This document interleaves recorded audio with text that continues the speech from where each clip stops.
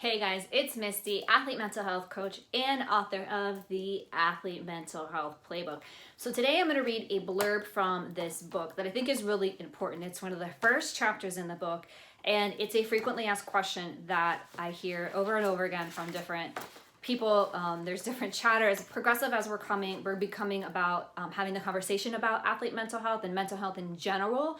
There's still this notion that if you're an athlete and you have mental health issues, that somehow you're weak or you're soft or you're not fit to play or whatever it might be, and that couldn't be further from the truth.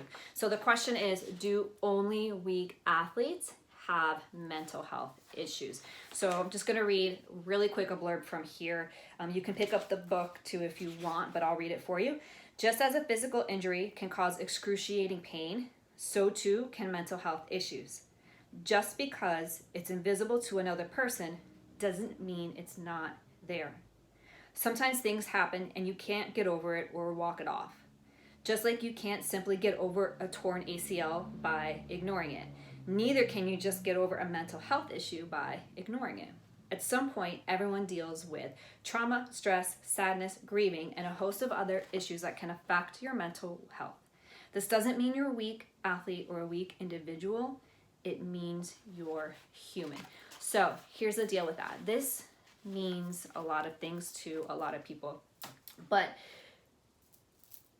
what I want you to take from this today is that if you are struggling with something, in all realness, you are absolutely not alone. Now, I know as an athlete, a lot of times you're taught to bury things. You're taught to, again, walk it off. You're taught, hey, you're supposed to be tougher than that.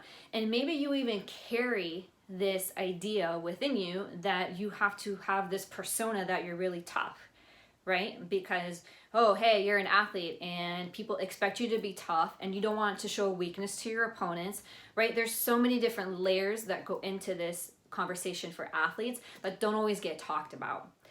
And the thing about this is, again, the number one thing I want you to walk away with today from this video is that you are human, which means that you have emotions. So as long as you're going to be a human being in this world, regardless of your occupation, you are human and you have emotions, period, right? You're not a robot.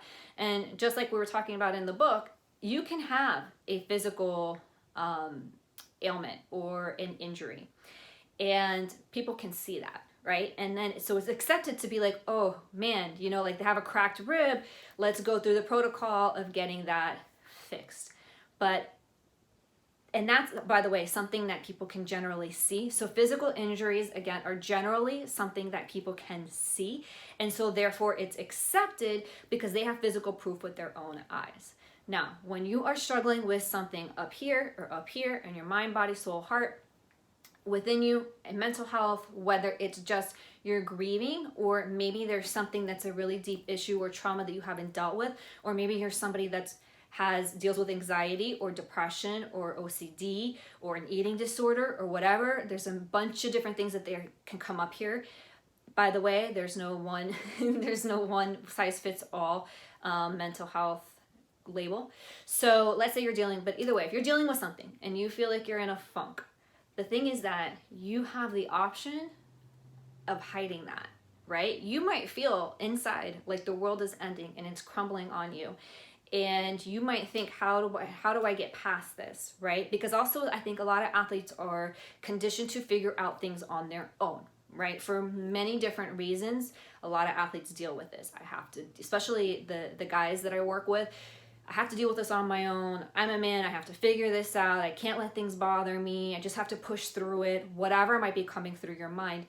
And the reality is that you're still a human and you're still gonna have emotions. And the sooner you learn how to speak up and become comfortable with finding a way in a healthy way, by the way, to navigate these things, the better your life is going to be in the long run, because life is not without obstacles.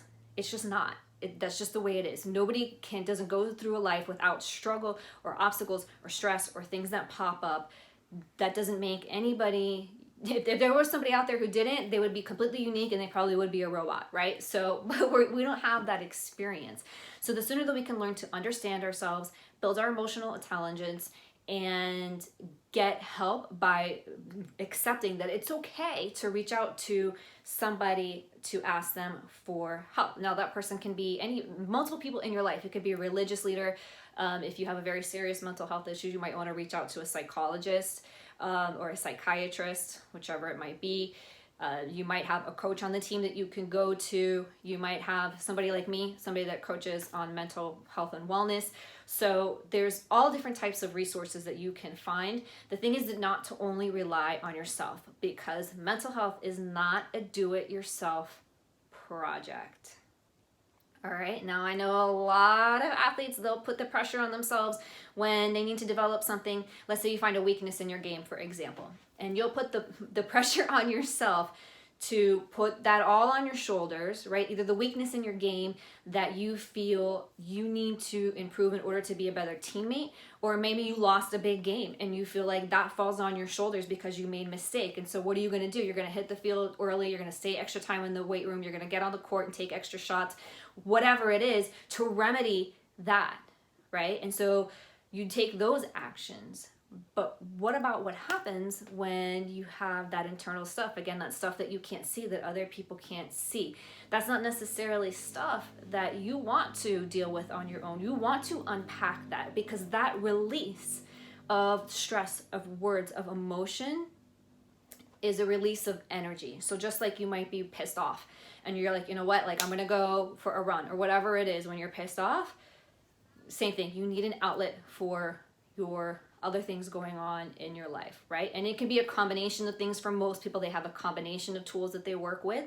So again, the point is here today that you are not weak. You're simply human, and you just need to work towards figuring out how to make that normal. In other words, you're human, and you need to normalize your emotions and decondition whatever learning has told you that makes you weak or less of a person.